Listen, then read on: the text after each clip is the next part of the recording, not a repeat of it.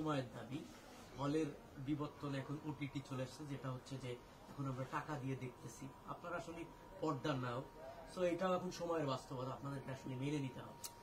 আমি একটা কথা বলি, সেটা হলো যে আপনাকে বললাম না যে একজন অভিনেতা সব সেক্টরে কাজ করতে পারে। এখন প্রশ্ন হচ্ছে যে যারা বানাবে তারা আমাকে নিবে কিনা, কারণ আমি তো বলি না যে আমি ওটিটিতে অভিনয় করব না, আমি নাটক করব না, টেলিভিশনে অভিনয় করব না, আমি এটা করব না ওটা করবো, তা তো না।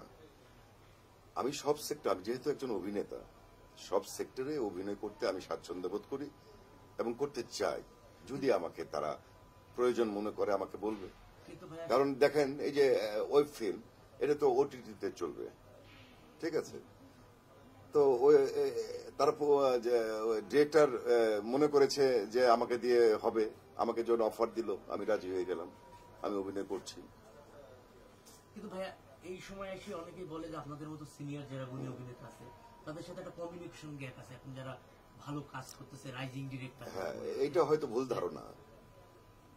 এটা অনেকে বলে যে আসলে আপনাদের হয়তো ওই ভয়ের জায়গা বা সংকোচবোধের জায়গায় হয়তো কল দিতে বা নক করতে না না, এটা আমি তো মনে করি যে আমি একজন অভিনেতা হিসাবে অভিনয় করতে স্বাচ্ছন্দ্য বোধ করি। অতএব যারা এগুলো বলে তারা হয়তো না জেনে বলে। যেহেতু এখন সব ওটিটিতে আমি অভিনয় করছি, যেটা আমি যে ওই ফিল্মটা করতেছি, আমাকে যদি বলে অবশ্যই আমি অভিনয় করব, কারণ অভিনয় আমার পেশা, সেটা যে সেক্টরেই হোক। হ্যাঁ, আমার একটা শেষ প্রশ্ন, এটা একটা কাজের বাইরে। আপনি যেখানে বসে আছেন, আপনি আর শাকিব খান দুজন খুব সফলভাবে একটা ট্রাম লিড করছেন।